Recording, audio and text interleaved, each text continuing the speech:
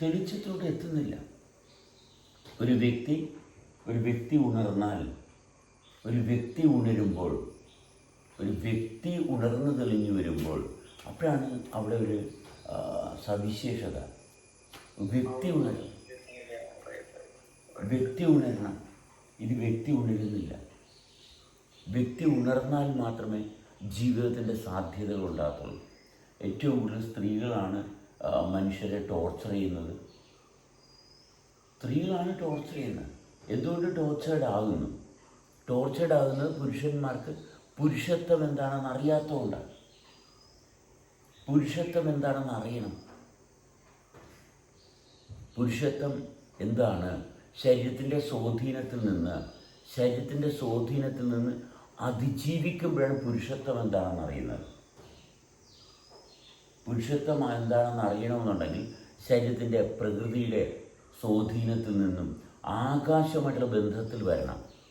ആകാശമായിട്ടുള്ള ബന്ധത്തിൽ വന്നാൽ മാത്രമേ സ്ത്രീയുടെ ആകർഷണ ശക്തി ശരീരത്തെ എപ്രകാരമാണ് ശരീരത്തെ സ്വാധീനിക്കുന്നതെന്ന് കണ്ടെത്താൻ പറ്റത്തുള്ളൂ.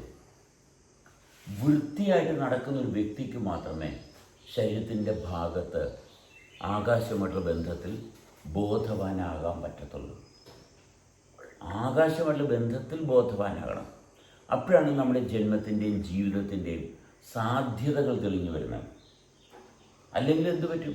സ്ത്രീയുടെ സാന്നിധ്യത്തിൽ ആകർഷണ ശക്തി അടിമയായി. അല്ലെങ്കിൽ വെറും ലൈംഗികമായിട്ട് പ്രത്യുൽപാദനം മാത്രമേ ഉള്ളൂ. സ്ത്രീ എന്ന് വെച്ചാൽ പ്രത്യുൽപാദനത്തിനുള്ളതല്ല സ്ത്രീത്വം. മറ്റേത് ജഡം. കാരണം ജീവൻ്റെ ഭാഗത്ത് തുടരാത്തപ്പോഴാണ് ലൈംഗിക ആസക്തിയിൽ പെട്ടുപോകുന്നത്. വെറുതെ ലൈംഗിക ആസക്തിയിൽ പെട്ടുപോകുന്നത് ജഡത്തിന് അടിമപ്പെട്ടവരാണ്. അവിടെ ഒരിക്കലും മനുഷ്യജന്മത്തിൻ്റെ സവിശേഷത ശ്രദ്ധയിൽ ഉണരത്തില്ല.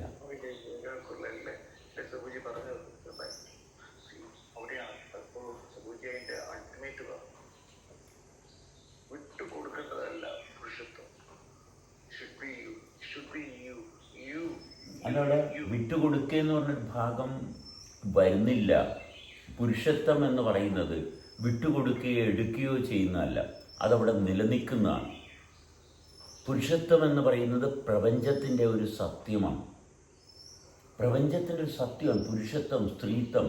ഇത് രണ്ടും പ്രപഞ്ച സത്യങ്ങളാണ്. അപ്പോൾ ഒരു വ്യക്തി ജനിച്ചു, വ്യക്തിത്വ ബോധമുണ്ടെങ്കിൽ സ്ത്രീത്വം ഭൂമിയുടെ ആകർഷണ ശക്തിയെ കൃത്യമായിട്ട് വിലയിരുത്താൻ സാധിക്കുന്ന ഒന്നാണ്. അതൊരു പ്രപഞ്ച സത്യമാണ്, അത് നിലനിൽക്കുന്നതാണ്. അതുപോലെ തന്നെയാണ് പുരുഷത്വം. അത് ആകാശവുമായിട്ട് ബന്ധമുള്ള ഒരു ശക്തിയാണ്.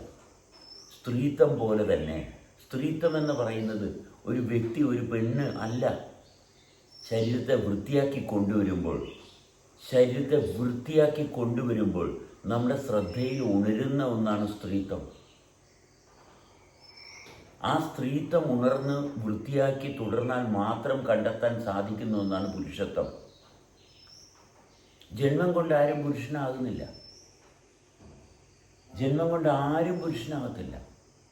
ലിംഗം കൊണ്ട് പുരുഷനാണെന്ന് പറഞ്ഞു, പക്ഷെ കാര്യമില്ല. ഒരു കാര്യമില്ല അവിടെ. ജീവിതത്തിൻ്റെ ഭാഗത്ത് ശരീരത്തെ വൃത്തിയാക്കി എടുക്കുമ്പോൾ സ്ത്രീത്വത്തെ വൃത്തിയായിട്ട് കൈകാര്യം ചെയ്യാൻ പ്രാപ്തിയുള്ളവന് മാത്രമേ പുരുഷത്വം എന്താണെന്ന് തെളിഞ്ഞു വരത്തുള്ളൂ.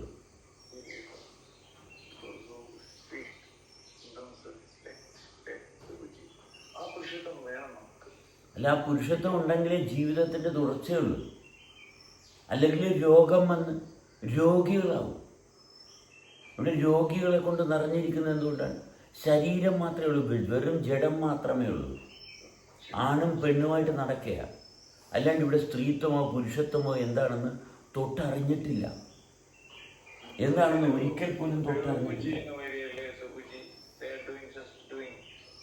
അതെ, വെറും മൃഗത്തെ പോലെ. മനുഷ്യൻ്റെ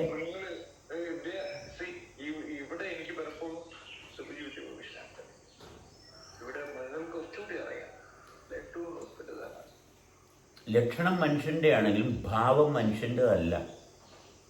ലക്ഷണം മാത്രമേ ഉള്ളൂ മനുഷ്യൻ്റെ, ഭാവങ്ങളൊന്നും മനുഷ്യൻ്റെ അല്ല. അതുകൊണ്ട് മനുഷ്യൻ മൃഗത്തേക്കാൾ വൃത്തികെട്ട ജീവിയായിട്ട് മാറി. മൃഗത്തിന് വൃത്തിയുണ്ട്. മൃഗത്തെക്കാൾ എന്ന് പറയുന്നതിനകത്ത് യാതൊരു അടിസ്ഥാനമില്ല. മൃഗം വൃത്തിയുള്ള ജീവിയാണ്. മൃഗത്തിൻ്റെ മൃഗീയത. അതെ, മനുഷ്യൻ എന്ന് പറയുന്നത് എന്തിനേക്കാൾ വൃത്തികെട്ടതെന്ന് പറയാൻ പറ്റാത്ത രീതിയിലായി. കാരണം മറ്റുള്ള എല്ലാത്തിനും അതിൻ്റേതായിട്ടുള്ള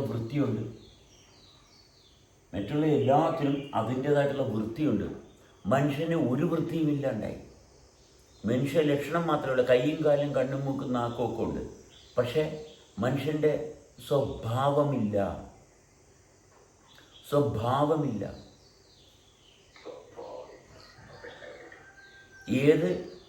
എന്തുമായിട്ട് കമ്പയർ ചെയ്യും? ഒന്നുമായിട്ട് ഇവിടെ കമ്പയർ ചെയ്യാൻ ഒരു രക്ഷയില്ല. ഒന്നുമായിട്ട് പൊരുത്തപ്പെടാത്ത ഏക ജീവി മനുഷ്യനാണ്. വൃത്തിയില്ല.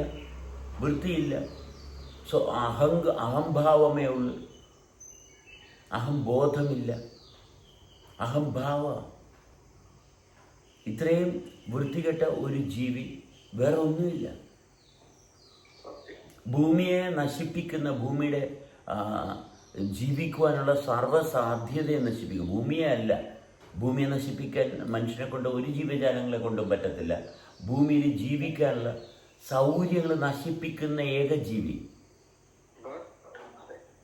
ഭൂമിയുടെ ഉപരിതലത്തെ, ഭൂമിയുടെ വൃത്തിയെ, ഭൂമിയുടെ ജീവിക്കാനുള്ള സാധ്യതയെ ഇത്രയും വൃത്തികെട്ട രീതിയിലാക്കുന്ന ഏക ജീവി മനുഷ്യൻ മാത്രമാണ്.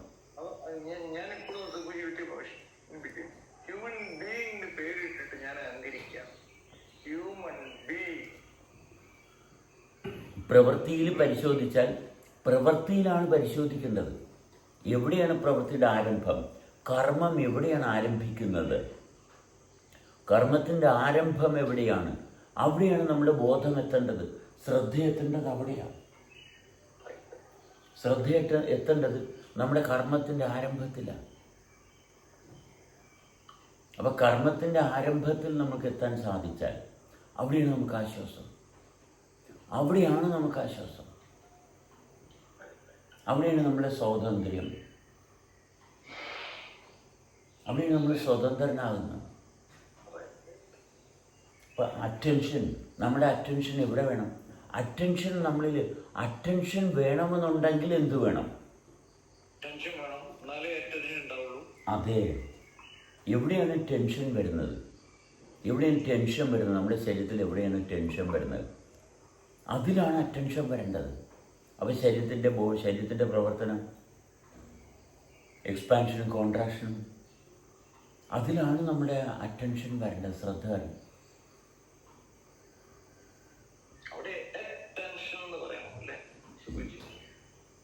അവിടെ എത്തണം. താല്പര്യത്തോടുകൂടി അവിടെ എത്തണം.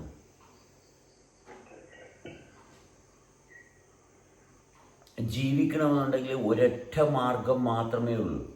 ജീവിക്കണമെന്നുണ്ടെങ്കിൽ നമ്മുടെ ശരീരത്തിൻ്റെ ആന്തരികമായിട്ടുള്ള പ്രവർത്തനം, നമ്മുടെ ശ്രദ്ധയിൽ, നമ്മൾ എന്ന് പറയുന്ന അവസ്ഥയിൽ നമ്മുടെ ശരീരത്തിൻ്റെ പ്രവർത്തനം ഒരുമിച്ച് കാണാൻ സാധിക്കണം.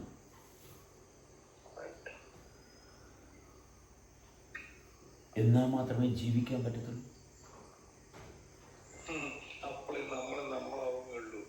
അത്രേ ഉള്ളൂ. അതുകൊണ്ട് ഇപ്പോൾ പറയുമ്പോൾ ഞാൻ അതിൻ്റെ മാക്സിമം ഞാൻ എൻജോയ് ചെയ്യാറുണ്ട് പേഴ്സണലി. അതെൻ്റെ പേഴ്സണൽ കാര്യമാണ്. സൊബിലിറ്റി പറയുമ്പോൾ അത് ഞാൻ എൻജോയ് ചെയ്യുന്ന എൻ്റെ പേഴ്സണൽ കാര്യമാണ്. അവിടെ ഞാൻ ആർക്കും വിട്ടുകൊടുക്കില്ല. അതിൻ്റെ മാത്രം രഹസ്യമാണ്. നമ്മുടെ സ്വകാര്യത എപ്പോൾ പരസ്യമാക്കാൻ പറ്റുന്നു അപ്പോഴാണ് നമ്മുടെ സ്വകാര്യതയിൽ സത്യസന്ധത ഉണ്ടായിരുന്നത്. നമ്മുടെ സ്വകാര്യത നമുക്ക് പരസ്യമാക്കാൻ പറ്റുന്നില്ലെങ്കിൽ, ആ വ്യക്തിയുടെ സ്വകാര്യത കൊണ്ട് യാതൊരു പ്രയോജനവുമില്ല. വളരെ സ്വകാര്യമായിട്ടുള്ളത് പരസ്യമാക്കാൻ സാധിക്കുന്നുണ്ടെങ്കിൽ, ഇന്ന് സ്വകാര്യമാണ് പക്ഷെ നാളെ അത് പരസ്യമാക്കാൻ സാധിച്ചിരിക്കണം. അങ്ങനെയാണെങ്കിൽ അത് നന്മയാണ്. നമ്മളുടെ സ്വകാര്യത എത്രത്തോളം തീവ്രമായിട്ടുള്ള, എത്രത്തോളം രഹസ്യ സ്വഭാവമുള്ളതാണെങ്കിൽ പോലും അത് നാളെ വെളിപ്പെടുത്താൻ സാധിക്കുന്നില്ലെങ്കിൽ അവിടെ ഉറപ്പാണ് ആ വ്യക്തിയുടെ വൃത്തികേട് അത് തന്നെയാണ്. ആ വ്യക്തിയുടെ നാശത്തിന് കാരണം ആ സ്വകാര്യതയിൽ വൃത്തികേട് ഉണ്ടായിരുന്നു എന്നുള്ളതാണ്. നമ്മളിൽ വളരെ സൂക്ഷ്മമായിട്ടുള്ള സ്വകാര്യത, നമ്മളിൽ വളരെ വൃത്തിയായിട്ട് സൂക്ഷിക്കുന്ന സ്വകാര്യത നാളെ മറ്റുള്ളവരുമായിട്ട് പങ്കുവെക്കാൻ സാധിക്കുന്നില്ലെങ്കിൽ, പങ്കുവെക്കത്തക്ക രീതിയിലുള്ളതല്ലെങ്കിൽ ഈ വ്യക്തി നശിച്ചു പോകും. അപ്പം നമ്മളിൽ ഒരു കാരണവശാലും വേണ്ടാത്ത ഒരു സ്വകാര്യത ഉണ്ടാകരുത്. ഇന്ന് പറയാൻ പറ്റുന്നില്ലെങ്കിൽ നാളെ അത് പറയപ്പെടണം. നാളെ അത് പറയാനുള്ള പ്രാപ്തി നമുക്കുണ്ടാകും.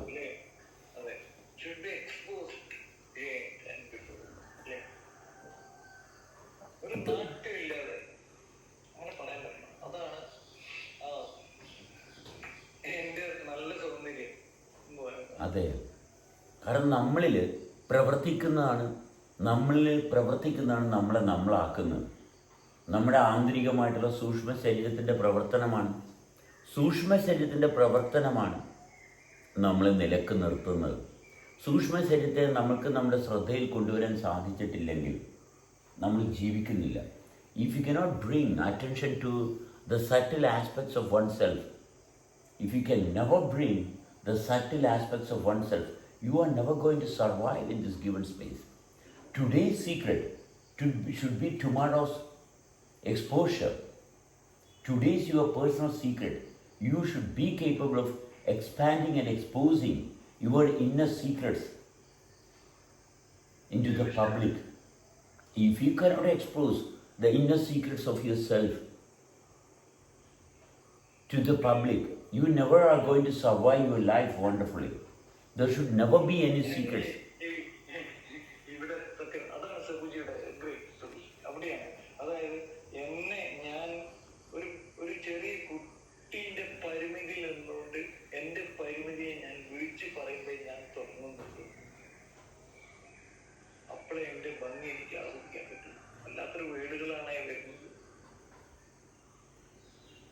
There should be nothing hidden. You should never have anything hidden within you. No secret should be within you. Everything that is toiling and moiling within you, you have got to be brought outside. That should be the capacity. Today I don't know why I can't disclose this. Today I don't know. But tomorrow you should be able to disclose everything that is happening within you. That means you are maintaining your position in the most comfortable, convenient way. Your attention is definitely powerful. ഇന്ന് നമ്മളിൽ വളരെ സ്വകാര്യമായിട്ട് വെച്ചിരിക്കുന്ന രഹസ്യങ്ങൾ നാളെ പരസ്യമാക്കാൻ പറ്റുന്നില്ലെങ്കിൽ നമ്മുടെ ജീവിതത്തിൻ്റെ ഭാഗം തെറ്റായിട്ടുള്ള അടിസ്ഥാനത്തിലാണ്. ഇന്നത്തെ രഹസ്യം നാളത്തെ പരസ്യമായിരിക്കണം. തീർച്ചയായും അങ്ങനെ ഉണ്ടെങ്കിൽ മാത്രമേ നമ്മുടെ ജീവിതത്തിൻ്റെ തുടർച്ച തെളിഞ്ഞു വരത്തുള്ളൂ. ജീവിതമെന്ന് പറയുന്ന മഹാ അത്ഭുതം. അതിൽ നമുക്ക് നമ്മുടെ ശ്രദ്ധ ജനിക്കണം. നമ്മൾ ഒത്തിരി കാര്യങ്ങൾ ശ്രദ്ധിക്കുന്നുണ്ട്, പക്ഷെ നമുക്ക് ശ്രദ്ധിക്കാൻ പറ്റുന്നില്ല. നമ്മൾ പല കാര്യങ്ങൾ ശ്രദ്ധിക്കുമ്പോൾ നമ്മുടെ ശരീരം കീറി മുറിക്കപ്പെടുകയും നമ്മുടെ ശരീരം വിഘടിച്ചു പോവുകയും അതുകൊണ്ടാണ് നമുക്ക് ഒട്ടനവധി രോഗങ്ങൾ വരുന്നത്. ഒരു രോഗത്തിനും കാരണമില്ല നമ്മുടെ ശരീരത്തിന്. നമ്മുടെ ശരീരം ഒരിക്കലും രോഗത്തിന് കീഴ്പ്പെടാനുള്ള രീതിയിലല്ല ശരീരം പ്രവർത്തിക്കുന്നത്. ഒരു കാരണം അതെ, ദുഃഖത്തിനും നമ്മളെ മക്കളെ ഓർത്ത് ദുഃഖിക്കേണ്ട കാര്യമില്ല, നമ്മളെ പാർട്ട്ണറെ ഓർത്ത് ദുഃഖിക്കേണ്ട കാര്യമില്ല, നമ്മുടെ സ്വത്തുക്കളെ ഓർത്ത് ദുഃഖിക്കേണ്ട കാര്യമില്ല, നമ്മുടെ സ്വത്തുക്കൾ ഓർത്ത് ദുഃഖിക്കേണ്ട കാര്യമില്ല, നമ്മൾ സമ്പാദിച്ച സമ്പാദ്യം ഓർത്ത് ദുഃഖിക്കേണ്ട കാര്യമില്ല, നമ്മുടെ പങ്കാളിയെ ഓർത്ത് ദുഃഖിക്കേണ്ട കാര്യമില്ല, നമ്മുടെ മക്കളെ ഓർത്ത് ദുഃഖിക്കേണ്ട കാര്യമില്ല. നമ്മൾ ചെയ്ത ഒരു പ്രവൃത്തിയുടെ ഫലവും ഓർത്ത് ദുഃഖിക്കേണ്ട കാര്യമില്ല ജീവിതത്തിൻ്റെ ഭാഗത്ത് ഇങ്ങനെയുള്ള യാതൊന്നും നമ്മുടെ ജീവിതം തടസ്സമായിട്ട് വരത്തില്ല. പങ്കാളി വരത്തില്ല, കാമുകൻ വരത്തില്ല, കാമുകി വരത്തില്ല.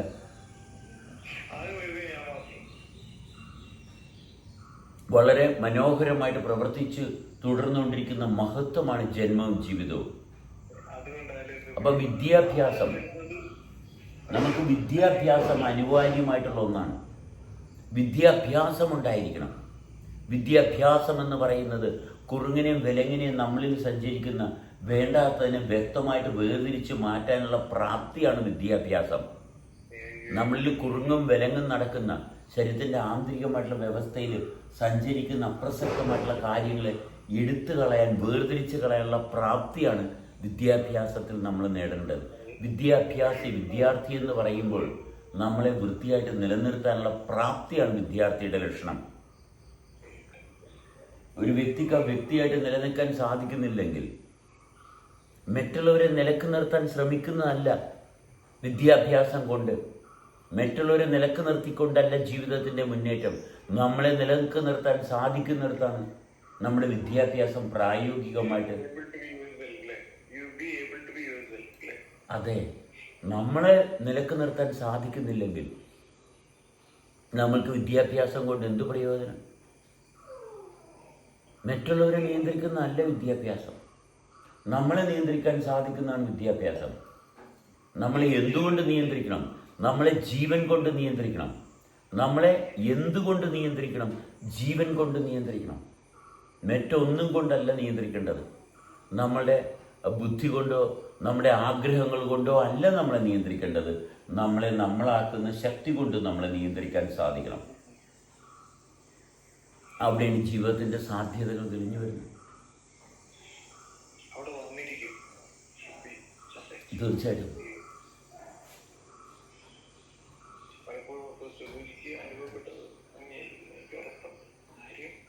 ശുദ്ധമായ ആത്മാക്കൾ അത് സംഭവിച്ചിരിക്കണം. കാരണം അതിന്റെ നിയമ അടിസ്ഥാനം അപ്പം കർമ്മത്തിൽ തുടരാൻ സാധിക്കുന്നു. അവിടെയാണ് അനുഭവം വരേണ്ടത്. അനുഭവം എന്ന് പറയുന്നത് ശരീരത്തിൻ്റെ വേദന അനുഭവമല്ല. ശരീരത്തിൻ്റെ വേദന ഒരു അറിവാണ്. അപ്പോൾ അനുഭവം എന്ന് പറയുന്നത് നമ്മളിലുള്ള സ്ഥിരതയാണ് അനുഭവം. അനുഭവം എന്ന് പറയുന്നത് നമ്മളിൽ സ്ഥിരത നമ്മുടെ ശ്രദ്ധയിൽ ഉണരുമ്പോൾ അതാണ് അനുഭവം. അനുഭവം എന്ന് പറഞ്ഞാൽ സ്ഥിരമായിട്ട് നിലനിൽക്കുന്ന ഈ സംവിധാനം സ്വരൂപത്തെ കാണുന്നിടത്താണ് അനുഭവം ജനിക്കുന്നത്. അനുഭവിക്കുന്നത് ആരാണ്? അനുഭവിക്കാൻ ഒരാളുണ്ടാണ്. അനുഭവം എന്ന് പറയുന്നത് ശരീരത്തിൻ്റെ വേദനയോ താല്പര്യങ്ങളോ ആഗ്രഹങ്ങളോ നാവിൽ വെക്കുന്ന ഭക്ഷണത്തിൻ്റെ രുചിയോ അനുഭവമല്ല. ഇതെല്ലാം അറിവ് മാത്രമാണ്. അതെ, സ്ഥിരമായിട്ട് നിലനിൽക്കുന്ന ആ സ്വരൂപമാണ് അനുഭവം. അനുഭവിക്കാൻ ഒരാൾ വേണം. ആളിന് തെളിച്ചമുണ്ടാകണം. തെളിച്ചത്തിൽ തുടർച്ചയുണ്ടാകണം. അതെ,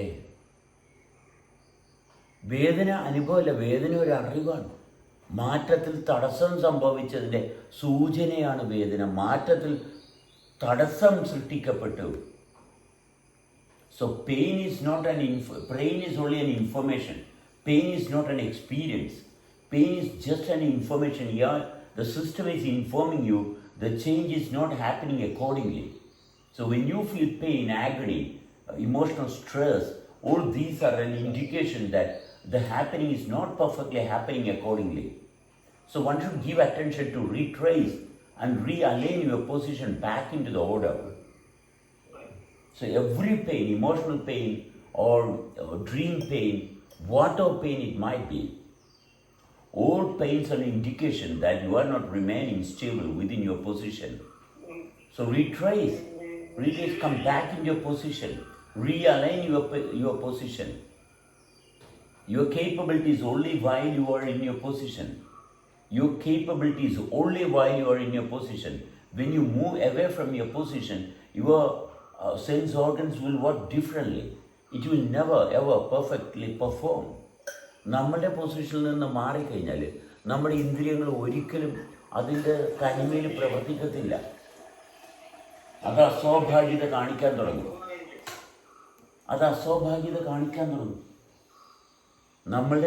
നമ്മുടേതായിട്ടുള്ള തനിച്ച് നമ്മൾ നിൽക്കാൻ കാരണമായിട്ടുള്ള ഭാഗത്തു നിന്ന് നമ്മൾ മാറിയാൽ നമ്മുടെ ഇന്ദ്രിയങ്ങൾക്ക് വിരൂപങ്ങൾ സൃഷ്ടിച്ചു തരാനേ പറ്റത്തുള്ളൂ. സ്വപ്നങ്ങളും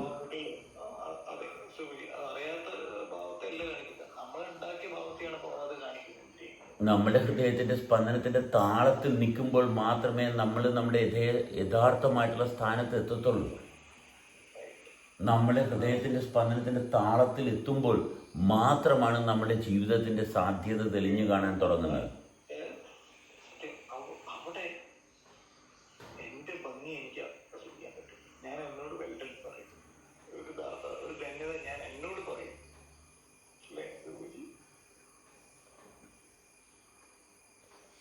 തീർച്ചയായും. അപ്പം നിശബ്ദത എന്ന് പറയുന്നത് നമ്മൾ ഉണ്ടാക്കുന്നതല്ല. നിശബ്ദത നമ്മൾ ശ്രദ്ധിക്കുമ്പോൾ, മിണ്ടാതെ ഇരുന്നാലും നിശബ്ദത ആയില്ല. നിശബ്ദത എന്ന് പറയുന്ന ശരീരത്തിൻ്റെ ആന്തരികമായിട്ടുള്ള പ്രവർത്തനത്തിൽ കൂടെ കടന്നു പോകുമ്പോൾ, അറിവിൽ കൂടെ കടന്നു ചെല്ലുമ്പോൾ, അറിവിൻ്റെ ആരംഭത്തിൻ്റെ ഭാഗത്ത് നമ്മുടെ ശ്രദ്ധയിൽ ഉണരുന്ന ഒന്നാണ് നിശബ്ദത. അനങ്ങാതെ ഒരു വ്യക്തി ഇരുന്നെന്നും പറഞ്ഞ് നിശ്ചലമായില്ല. നമ്മുടെ ശരീരത്തിൻ്റെ എല്ലാ ചലനത്തെയും വൃത്തിയായിട്ട് ശ്രദ്ധിക്കുമ്പോൾ, നമ്മുടെ ശരീരത്തിൻ്റെ എല്ലാ മാറ്റത്തെയും വൃത്തിയായിട്ട് ശ്രദ്ധിക്കുമ്പോൾ, എവിടെയാണ് മാറ്റത്തിൻ്റെ ആരംഭം, അവിടെയാണ് നിശ്ചലാവസ്ഥ, അവിടെയാണ് നമുക്ക് ബോധം ജനിക്കുന്നത്. ബോധം ജനിക്കണമെന്നുണ്ടെങ്കിൽ ശരീരത്തിൻ്റെ പ്രവർത്തനം എവിടെ നിന്ന് ആരംഭിക്കുന്നു എന്ന് കണ്ടെത്തണം. അപ്പോൾ മാത്രമാണ് ബോധം ജനിക്കുന്നത്. അപ്പോഴാണ് നമുക്ക് സംസ്കാരം ഉണ്ടാകുന്നത്. അതിൻ്റെ ചരിത്രം പുസ്തകം വായിച്ച സംസ്കാരം ഉണ്ടാകത്തില്ല. പുസ്തകം വായിച്ച് പഠിക്കുന്നവൻ മറ്റൊരു വ്യക്തിയുടെ അനുമാനങ്ങളെയാണ് കോപ്പി പേസ്റ്റ് ചെയ്യുന്നത്. അവിടെ ബുദ്ധി മാത്രമാണ് ആശ്രയിക്കുന്നത്. പുസ്തകം വായിച്ചല്ല, സ്വന്തം ജീവിതത്തെ വായിക്കാനായിട്ട് അറിയണം. സ്വന്തം ജീവിതത്തിൻ്റെ പ്രവർത്തന മണ്ഡലങ്ങളെ വായിക്കാൻ, വായന എന്ന് പറയുന്നത് മറ്റൊരുത്തൻ വായിച്ചവൻ്റെ ജീവിതം വായിച്ച് എഴുതി വെച്ചതല്ല വായിക്കേണ്ടത്. സ്വന്തം ജീവിതം വായിക്കാൻ പഠിക്കണം. സ്വന്തം ജീവിതം വായിക്കാൻ സാധിക്കുന്നില്ലെങ്കിൽ മറ്റൊരുത്തൻ്റെ നിഴലിൽ എന്നും അടിമയായിട്ടിരിക്കേണ്ടി വരും. സ്വയം നമ്മൾ റീഡ് ചെയ്യാൻ ശ്രമിക്കുമ്പോൾ, അതായത് നമ്മളുടെ പരിമിതിയും നമ്മളുടെ വ്യാപ്തിയെയും നമ്മൾ റീഡ് ചെയ്യാൻ തുടങ്ങിക്കഴിഞ്ഞാൽ നമ്മൾ തുടങ്ങി. സുബുജി അതാണ് പറയാൻ ശ്രമിക്കുന്നത്. എൻ്റെ അപ്പനും അമ്മയും പറഞ്ഞു തന്നതാണെങ്കിൽ പോലും, എൻ്റെ അറിവിൽ അത് ജനിക്കുന്നില്ലെങ്കിൽ ഒരു കാര്യമില്ല. അത് ജനിക്കണം. മാതാപിതാക്കൾ പറഞ്ഞു തന്നത് എൻ്റെ അറിവിൽ ജനിക്കണം. അപ്പോഴാണ് ഞാൻ സത്യസന്ധതയുടെ അടിസ്ഥാനവുമായിട്ടുള്ള ബന്ധം ആരംഭിച്ചിരിക്കുന്നത്. ഏത് ഗ്രന്ഥം എടുത്ത് വായിച്ചാലും എൻ്റെ അറിവിൽ നേരിട്ട് അറിയുന്നില്ലെങ്കിൽ ഞാൻ വെറും വിശ്വാസിയായിട്ട് മാറും. ജീവിതത്തിൻ്റെ സാധ്യതയെ സ്പർശിച്ചു തുടരാനുള്ള അവസരങ്ങൾ ഒരിക്കലുമില്ല. You might have read the truth from books, but you should experience it through your own perfect practice. If you are not capable of practicing the truth, the reality of your own self, living in the given space, then you can never have that oneness. The multiple personality will be always torturing you. One should gain the individual personality. Multiple personality is the reason for everyone's problem, disease, illness. One should gain the oneness. The individuality should be brought into your experience of perfectly connected with the happening. When you are able to synchronize with the happening which is continuously processed. So align oneself, not claim, never claim. You cannot claim anything. You can never claim. You don't have a capacity to claim anything. You can only associate with the process of being. So never be a dictator. Your intention should be always pure. Give attention to whatever is making me possible. ഒന്നും നമുക്ക് അവകാശപ്പെടാൻ ഒന്നുമില്ല ഇവിടെ. നമ്മളായിട്ടിരിക്കാനുള്ള കാരണങ്ങൾ അതുമായിട്ടുള്ള ബന്ധം നമ്മുടെ ശ്രദ്ധയിൽ പൊരുത്തപ്പെട്ട് വരുമ്പോൾ അപ്പോഴാണ് നമ്മൾ ജീവിതത്തിൻ്റെ സാധ്യത. അത്രയേ ഉള്ളൂ. ഇത്രയും മനോഹരമായിട്ട് ചിട്ടപ്പെടുത്തിയിരിക്കുന്ന സംവിധാനം ആരുടെയും അവകാശത്തിൽ ഒടിച്ചു വളച്ചു കൂട്ടാൻ പറ്റുന്ന ഒന്നല്ല. ആരെന്തു പറഞ്ഞാലും നമ്മൾക്ക് സത്യസന്ധത ആഗ്രഹിക്കുന്നുണ്ടെങ്കിൽ നമ്മളെ തെറ്റിദ്ധരിപ്പിക്കാൻ ഈ ലോകത്ത് ആരെ കൊണ്ടും സാധിക്കുകയില്ല. ഞാൻ തന്നെ വിചാരിക്കണം തെറ്റിദ്ധരിക്കണമെന്നുണ്ടെങ്കിൽ. തെറ്റിദ്ധരിപ്പിക്കാൻ നമ്മളെ ആർക്കും വഴിതെറ്റിക്കാൻ പറ്റത്തില്ല. നമ്മളെ വഴിതെറ്റിച്ചെന്ന് പറയുന്നത് നമ്മളെന്ന് പറയുന്നത് തെറ്റിദ്ധാരണയിലാണ്. നമ്മളെന്ന് പറയുന്നതിൽ സത്യസന്ധത ഇല്ലാത്തത് കൊണ്ടാണ് നമ്മളെ മറ്റൊരാൾക്ക് തെറ്റിദ്ധരിപ്പിക്കാൻ പറ്റുന്നത്. ആദ്യം ആ മൂഢലോകത്തിൽ നിന്ന് നമ്മൾ ആദ്യം ഉണരണം. നമ്മളെ ഈ ലോകത്ത് ആർക്കും തെറ്റിദ്ധരിപ്പിക്കാൻ പറ്റത്തില്ല. നമ്മളെ ഇപ്പോഴും മനുഷ്യർ തെറ്റിദ്ധരിപ്പിക്കുന്നുണ്ടെങ്കിൽ ഉറപ്പാണ് നമ്മൾ നമ്മുടെ സത്യത്തിലല്ല. നമ്മുടെ ശരീരത്തിൻ്റെ ഒരു പ്രവർത്തനവുമായിട്ട് നമുക്ക് യാതൊരു ബന്ധവുമില്ല. ശരീരത്തിൻ്റെ പ്രവർത്തനത്തെ സസൂക്ഷ്മം പരിശോധിച്ചാൽ മനോഹരമായിട്ട് പ്രവർത്തിച്ച് തുടർന്നുകൊണ്ടിരിക്കുന്ന ഈ മഹാ അത്ഭുതത്തിൽ മാത്രമേ നമ്മുടെ ജീവിതത്തിൻ്റെ സാധ്യതകളുള്ളൂ. വേറെ ആർക്കും പറഞ്ഞു തരാവുന്ന ഒരു ഇടമല്ല. അതുകൊണ്ടാണ് ശുദ്ധനെ തോൽപ്പിക്കാൻ ആർക്കും പറ്റില്ല എന്ന് പറയുന്നത്. അവൻ ശുദ്ധിയാണ്, അവനെ ആർക്കും തോൽപ്പിക്കാൻ പറ്റുക, ബാക്കി അവൻ്റെ അടുത്തേക്ക് അടുക്കില്ല. അതാണ് കാര്യം. കയ്യിൽ കിട്ടിയിരിക്കുന്ന ജീവനോളം മെച്ചപ്പെട്ട വേറൊരു നിധിയില്ല. ഇത് ആസ്വദിക്കാൻ മാത്രമേ നമുക്ക് അവകാശവും അർഹതയുമുള്ളൂ. കയ്യിൽ കിട്ടിയിരിക്കുന്ന ജീവന്റെ സ്പന്ദനത്തിൻ്റെ താളം അറിഞ്ഞു തുടരുന്ന ഭാഗം മാത്രമേ ഉള്ളൂ. ഐസ്ക്രീം നുണഞ്ഞാൽ കിട്ടുന്നത് സുഖമല്ല. ഐസ്ക്രീം നുണഞ്ഞാൽ കിട്ടുന്നത് രോഗമാണ്. നമുക്ക് ആഗ്രഹങ്ങളുടെ പുറകെ പോകുമ്പോൾ നമുക്കുണ്ടാകുന്നത് പ്രശ്നങ്ങളാണ്. ജീവിതത്തിൽ ദുഃഖവും ദുരന്തമാണ് ഉണ്ടാകുന്നത്. ജീവിതത്തിൻ്റെ ശ്രേഷ്ഠമായിട്ടുള്ള സവിശേഷതകൾ നമ്മളിലൂടെ മാത്രമേ തൊട്ടറിയാൻ സാധിക്കത്തുള്ളൂ.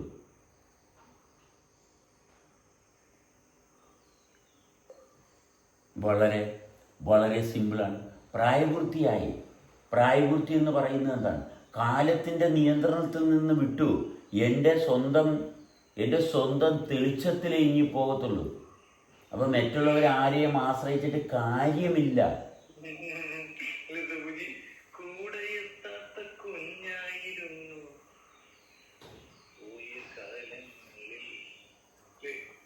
അതെ, നമുക്ക് ആരെയും പ്രായപൂർത്തി എന്ന് പറയുമ്പോൾ ആരെയും ആശ്രയിക്കാൻ പറ്റത്തില്ലെന്നുള്ള ഭാഗമാണ്. പ്രായപൂർത്തിയായിക്കഴിഞ്ഞാൽ അവൻ്റെ സ്വന്തം വിവേകം, അവൻ്റെ ഹൃദയത്തിൻ്റെ സ്പന്ദനത്തിൻ്റെ താളം അവൻ്റെ അടിസ്ഥാനമായിട്ട് അവൻ്റെ ശ്രദ്ധയിൽ ഉണരുന്നില്ലെങ്കിൽ അവൻ ഒരിക്കലും ഇവിടെ ജീവിക്കാൻ അർഹതയില്ലാത്തവനായിട്ട് മാറുകയില്ല. അവന് അർഹതയില്ല, അവൻ്റെ അർഹത നഷ്ടപ്പെട്ടു. 12-13 വയസ്സാകുമ്പോൾ ഒരു കുട്ടിയുടെ സ്വന്തം ജീവിതത്തിൻ്റെ സ്പന്ദനത്തിൻ്റെ താളം അവൻ്റെ ശ്രദ്ധയിൽ ഉണരുന്നില്ലെങ്കിൽ പിന്നെ അവൻ എന്നും മറ്റുള്ളവരെ ആശ്രയിച്ച് ഒരു വികലമായിട്ടുള്ള മനുഷ്യൻ്റെ കൂട്ടായ്മ, മനുഷ്യനെന്ന ലക്ഷണം മാത്രമേ ഉള്ളൂ, മനുഷ്യത്വമില്ലാത്തൊരു കൂട്ടായ്മയായിട്ട് മാറും. തീർച്ചയായും. അപ്പം നമ്മൾ പ്രാപ്തി എന്ന് പറയുമ്പോൾ നമ്മുടെ ഹൃദയത്തിൻ്റെ സ്പന്ദനത്തിൻ്റെ താളം നമ്മുടെ ശ്രദ്ധയിൽ ഉണരുന്നുണ്ടെങ്കിൽ, ഹൃദയത്തിൻ്റെ സ്പന്ദനത്തിൻ്റെ താളം നമ്മുടെ ശ്രദ്ധയിൽ ഉണരണം. അത്രയും നമ്മളെ വൃത്തിയാക്കിയെടുക്കണം.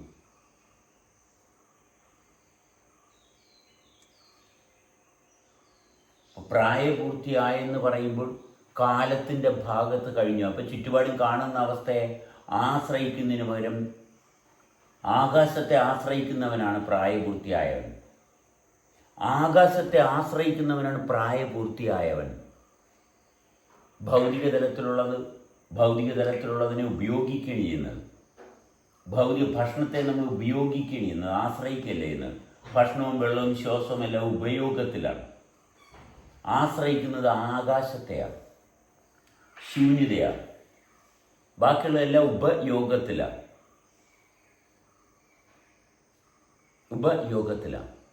നമ്മൾ ആശ്രയിക്കുന്നത് ആകാശത്തെയാണ്.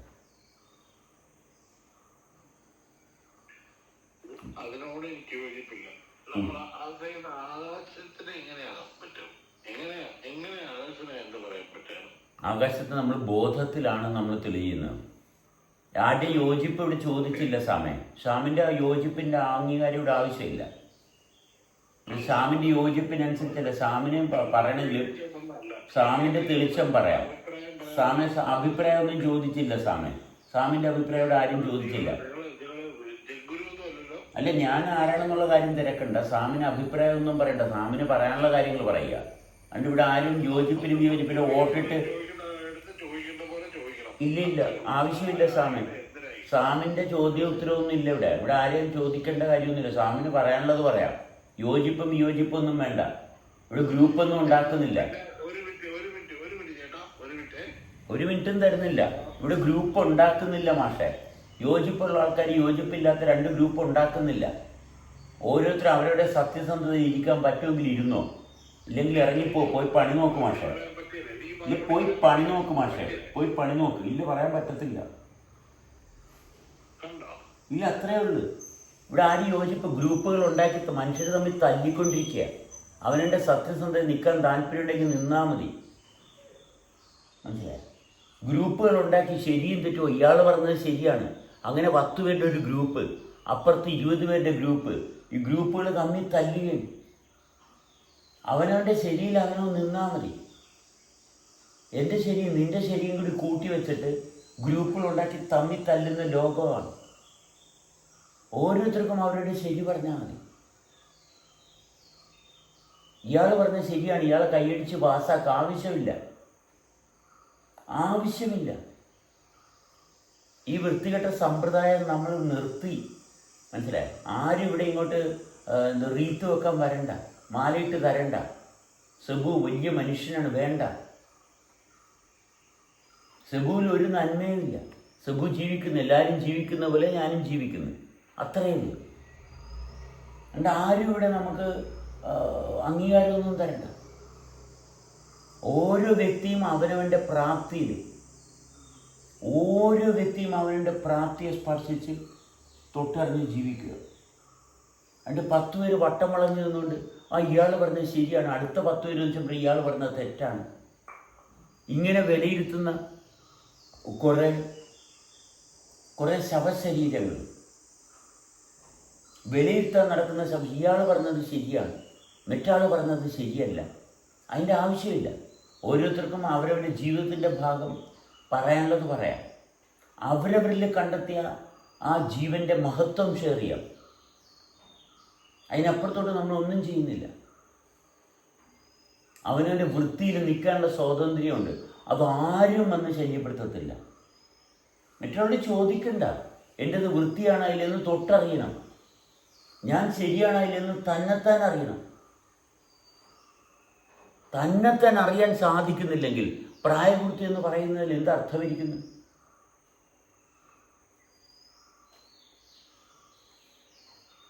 തന്നെത്താൻ അറിയാൻ സാധിക്കണം.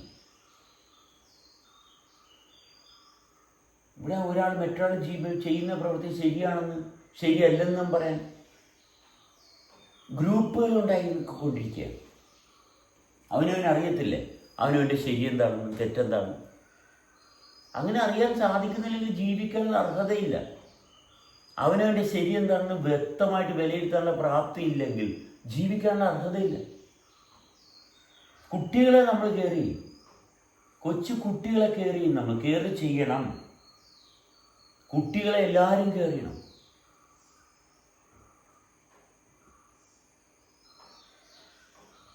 കുട്ടിത്തം കഴിഞ്ഞാൽ പിന്നെ നമ്മൾ കെയർ ചെയ്യും.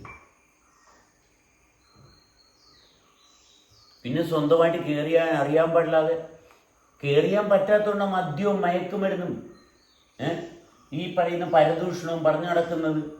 മദ്യം എടുക്കുന്നതിന് പോലെ തന്നെയാണ് പരദൂഷണം പറഞ്ഞു നടക്കുന്നത്. മദ്യത്തേക്കാൾ വൃത്തികെട്ടതാണ് പരദൂഷണം പറയുന്നത്. മദ്യത്തേക്കാൾ വൃത്തികെട്ടതാണ്. നമ്മുടെ സമൂഹത്തിൻ്റെ ഏറ്റവും വലിയ പ്ലേഗ് ഉണ്ടാക്കുന്നത് ഈ പരദൂഷണമാണ്. ഇതിനകത്ത് സ്ത്രീകളാണ് PhD എടുത്തിരിക്കുന്നത്. എന്നിട്ട് സ്ത്രീകളാണ് PhD എടുത്ത് അവരുടെ ശരീരത്തെ വൃത്തികെട്ടതാക്കുന്നത് ഈ പരദൂഷണം കൊണ്ടാണ്. ഈ രാജ്യത്തിൻ്റെ നാശത്തിന് കാരണം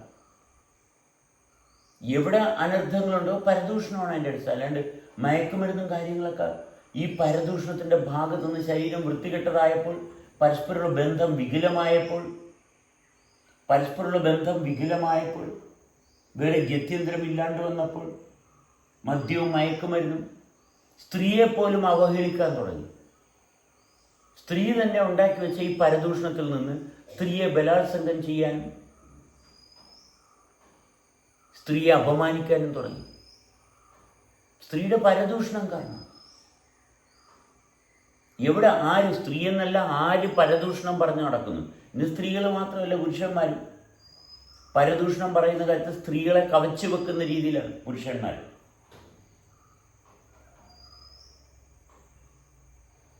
കവല ചട്ടമ്പിമാരുണ്ടാകുന്നത് ഇങ്ങനെയാണ്, പരദൂഷണം പറയുന്ന ആൾക്കാരുടെ. ഈ പരദൂഷണം നമുക്ക് പറയാതിരിക്കാൻ പറ്റുന്നുണ്ടോ? സത്യസന്ധമായിട്ട് സംസാരിക്കാൻ തുടങ്ങുമ്പോൾ, അവനവൻ്റെ ജീവിതത്തിൻ്റെ സവിശേഷത തൊട്ടുണരുമ്പോൾ പരദൂഷണം നമുക്ക് പറയാൻ പറ്റത്തില്ല. എന്തിനാണ് നിഹാസിനെ പറ്റി ഞാൻ അഭിപ്രായം പറയുന്നത്? നിഹാസ് സംസാരിച്ചോളൂ, രമ സംസാരിച്ചോളൂ. ഓരോ വ്യക്തിക്കും അവനവൻ്റെതായിട്ടുള്ള ശബ്ദം, അവനവൻ്റെ നിധിയായിരിക്കണം. അവനവൻ്റെ ശബ്ദം അവനവൻ്റെ നിധി പോലെ കാത്തു സൂക്ഷിക്കേണ്ടതാണ്.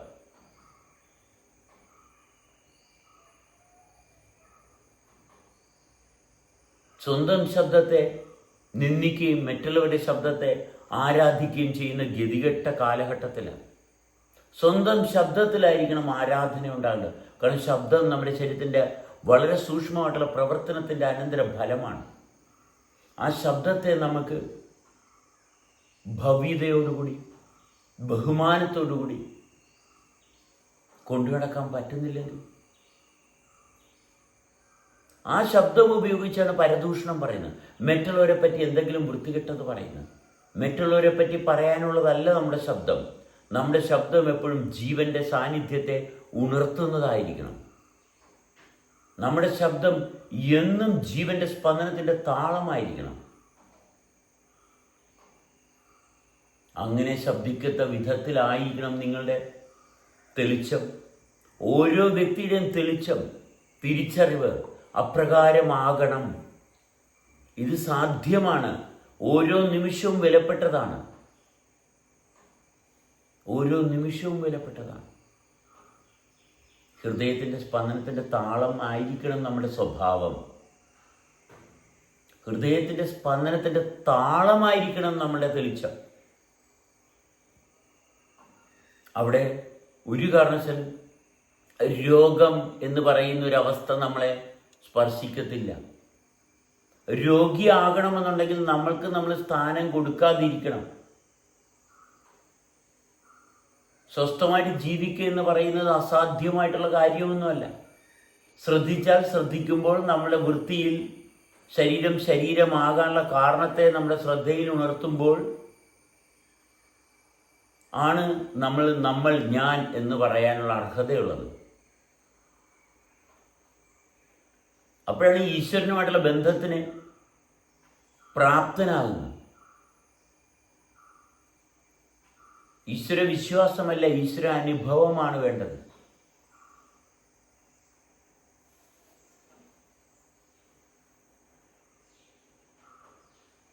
വളരെ മനോഹരമായിട്ടുള്ള, വളരെ സിമ്പിളായിട്ടുള്ള, കാരണം ഇതിങ്ങനെ സൃഷ്ടിക്കപ്പെട്ട്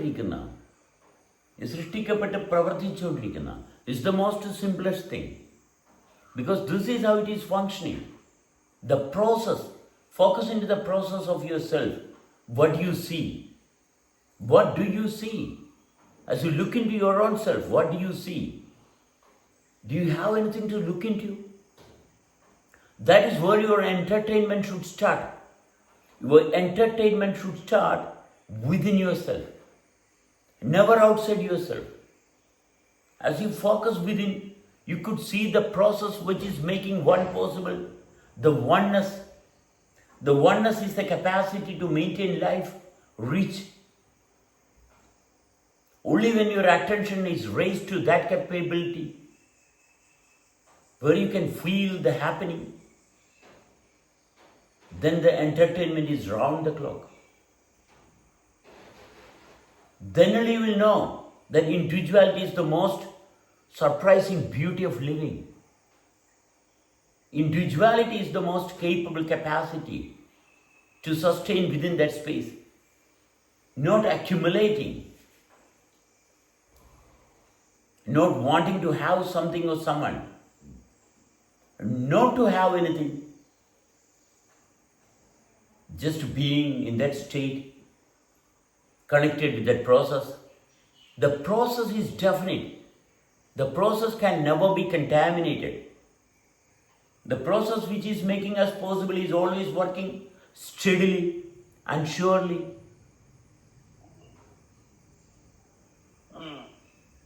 No one can come and conflict in this process. The process is very powerful. Be there where you are supposed to be. Your responsibility starts there. Your eligibility to continue will be connected with the responsibilities when attained perfectly.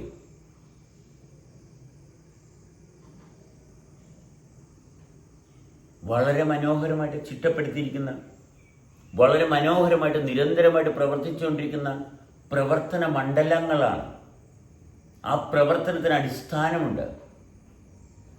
അടിസ്ഥാനത്തെ ഒരിക്കലും ആർക്കും തെറ്റിക്കാൻ പറ്റത്തില്ല. ഈ യന്ത്രത്തെ, ഈ തന്ത്രത്തെ ആർക്കും തെറ്റിക്കാൻ പറ്റത്തില്ല. താന്ത്രി ആയിരിക്കണം, തന്ത്രവുമായിട്ട് ബന്ധമുള്ളവനായിരിക്കണം. തന്ത്രവുമായിട്ട് ബന്ധമില്ലാത്തവൻ എങ്ങനെ ജീവിക്കും? തന്ത്രജ്ഞനായിരിക്കണം, വിദഗ്ധമായിട്ടായിരിക്കണം ജീവിതത്തിൻ്റെ ഭാഗം. വിദഗ്ധത വേണം. വിദ്യാഭ്യാസമുള്ളവന് മാത്രമേ വിദഗ്ധമായിട്ട് പ്രതികൂല സാഹചര്യത്തിൽ പെട്ടുപോകാതെ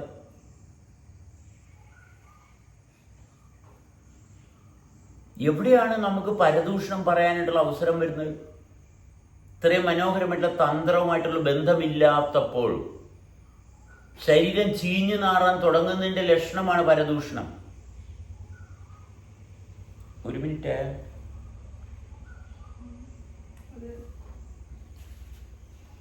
യെസ്. ഹായ്.